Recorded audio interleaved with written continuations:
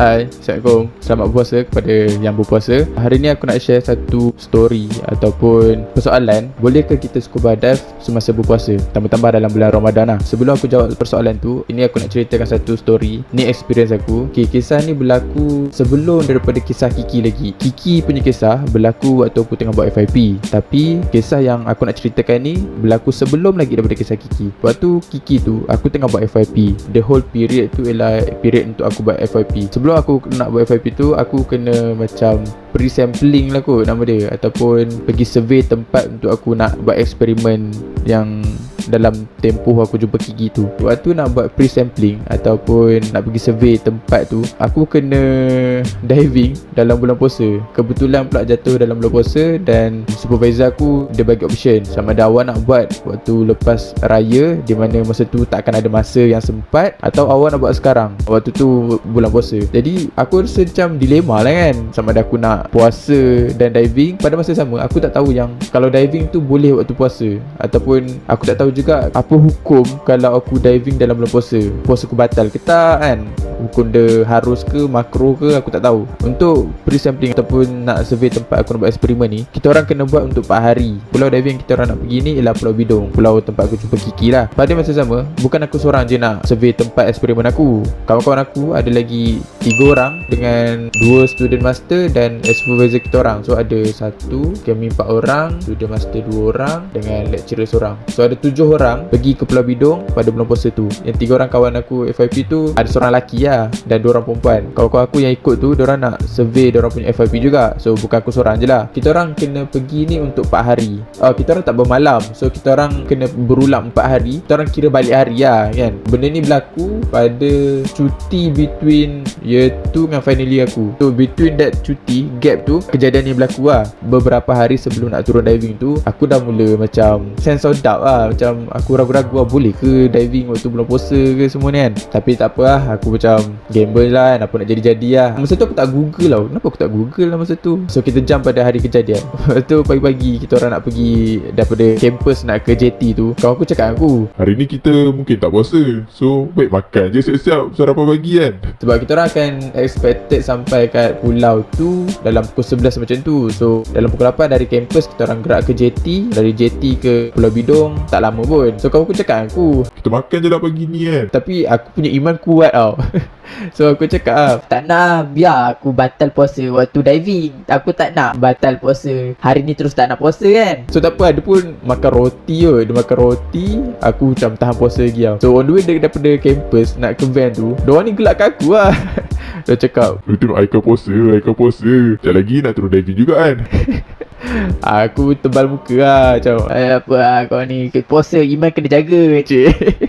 Anyway, sampailah ke JT. Kita orang bawa turun barang daripada lori dengan van, masuk ke boat dan kita orang pergi ke diving site lah. Daripada JT ke Pulau Bidong, kita orang naik boat laju tau. So naik boat laju, sampailah ke diving site. Kita orang gear up, siap-siap nak pakai turun dive. Kawan aku yang lelaki tadi, dia seloroh kot, ataupun dia macam barely ke aku apa kan. Dalam atas boat ni, dia datang kat aku, dia cakap, Haikal, baca doa buka puasa.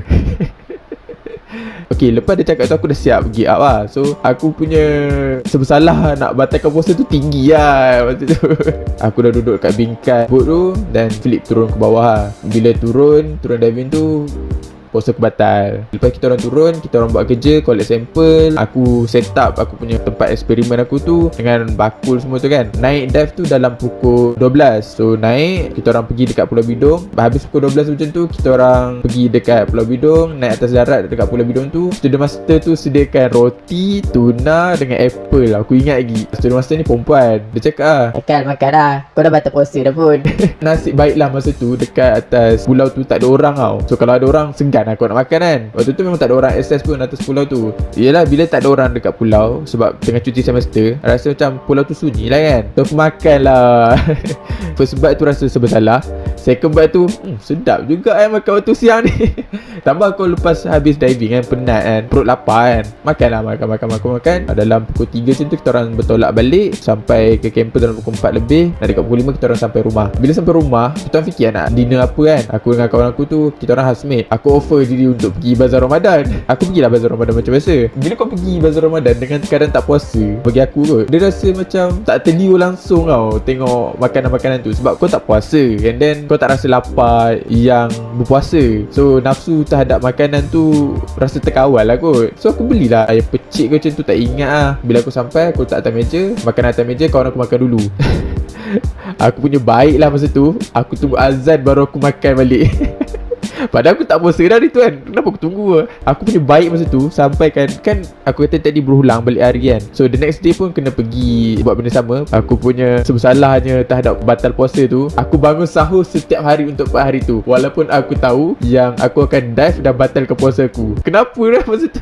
Kalau aku tahu, aku makan je pagi-pagi tu. So untuk menjawab persoalan tadi, apa hukum kalau kita scuba dive waktu berpuasa? Sebelum aku jawab hukum-hukum ni, ini jawapan yang aku baca daripada website Mufti Wilayah Persekutuan. So bukan daripada bijak pandai aku So ni memang ada tertulis kat website Mufti. Korang boleh pergi tengok dan baca kalau korang nak baca lebih lanjut. Dan dia ada dalil lah atas-atas dia tu sebelum dia get to the point of the hukum. So aku skip to the hukum. Dia ada 3 hukum. Pertama, dia kata haram kalau kau berpuasa dan kau tahu yang air tu akan pergi juga ke kawasan-kawasan yang rongga tengah ataupun akan masuk juga ke dalam kawasan rongga. Maksudnya kalau kau berenang dan dia akan masuk dalam telinga, masuk dalam hidung, kau tersedak je ataupun kau terminum air sikit daripada air yang kau berenang tu, terbatal puasa. Kedua ialah hukumnya makruh. Bila kau berpuasa, kau berenang tapi kau dapat mengelakkan air tu masuk ke dalam rongga tu. Maksudnya kau berenang tapi kau tak terkentut, kau tak tersedak ataupun kau berjaya mengelak air tu masuk ke dalam badan kau ataupun dalam perut kau. Hukum ketiga ialah harus. Harus ni bila dalam keadaan darurat. Maksudnya kau berpuasa